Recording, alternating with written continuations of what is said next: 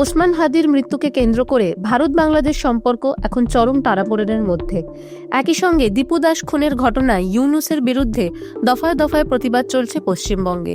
ভারত সরকারের তরফ থেকে এই হত্যার দ্রুত সুবিচার চেয়ে একটি বিজ্ঞপ্তিও জারি করা হয়েছে।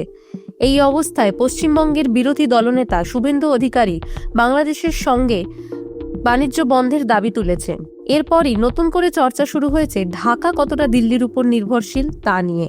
বিভিন্ন বাণিজ্য ও অর্থনৈতিক রিপোর্ট বলছে বাংলাদেশের পোশাক শিল্পের জন্য অপরিহার্য সুতো ও কাপড় থেকে শুরু করে খাদ্যশস্য, ওষুধ, জ্বালানি, যানবাহন এবং আধুনিক প্রযুক্তি ও এআই পরিষেবা প্রায় সব ক্ষেত্রেই ভারতের সরবরাহের উপর বড় মাত্রায় নির্ভর করতে হয় ওপার বাংলাকে।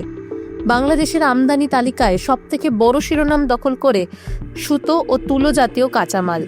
পোশাক শিল্পে বিশ্বের অন্যতম প্রধান রপ্তানিকারক হিসেবে বাংলাদেশ পরিণত হলেও সেই শিল্পের মূল কাঁচামাল ভারত থেকে আসে। এরপরেই যন্ত্রপাতি, গাড়ি ও মেশিনারিও বাংলাদেশে ভারত থেকেই আসে। নির্মাণ শিল্প, কৃষি, পরিবহন ও অন্যান্য খাতে ব্যবহৃত ট্রাক, বাস, মোটরসাইকেল এবং ভারী মেশিনগুলো ভারতের বাজার থেকেই আমদানি করা হয়। শক্তি ও জ্বালানি খাতেও ভারত বাংলাদেশের সরবরাহকারী।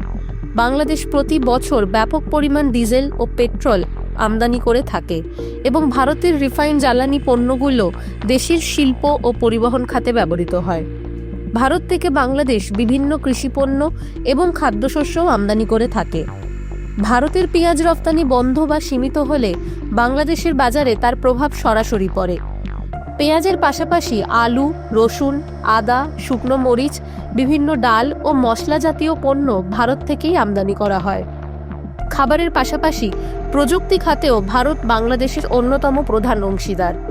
তথ্য প্রযুক্তি ও ডিজিটাল পরিষেবায় ভারত দক্ষিণ এশিয়ার একটি শক্তিশালী কেন্দ্র হওয়ায় বাংলাদেশ এই খাতে ভারতের ওপর নির্ভর করে থাকে।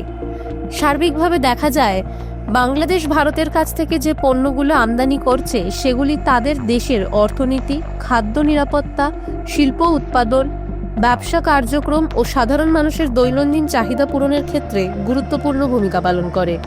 কাজে বাস্তবে যদি বাংলাদেশের সঙ্গে ব্যবসা বন্ধ করে ভারত, আদতে কিন্তু এতে ক্ষতি হবে ওপার বাংলারই।